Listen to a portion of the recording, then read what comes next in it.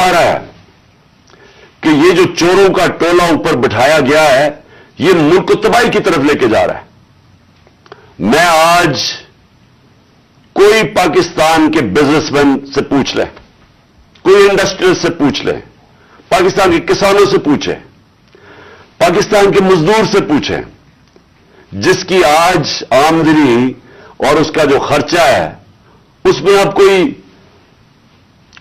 Balance ही नहीं रहा। 50 साल के बाद सबसे ज्यादा महंगाई हुई है आज पाकिस्तान में। आज हमारी इंडस्ट्री बंद हो रही है।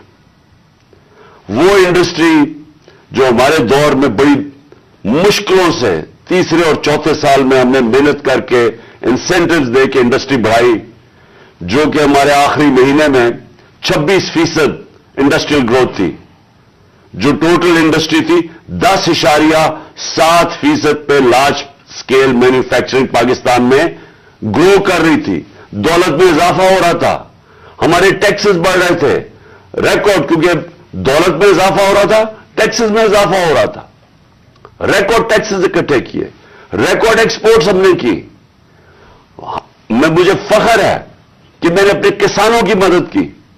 4.5% पे हमारा ज़राअत के अंदर ग्रोथ हुई, इजाफा हुआ।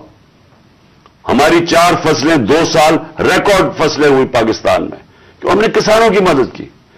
आज वो सारा जो पाकिस्तान वहां लेके जा रहे थे, आज मुझे एक चीज बताएं, एक चीज मुझे बताएं कि पाकिस्तान में किसी में बेहतरी हुई है।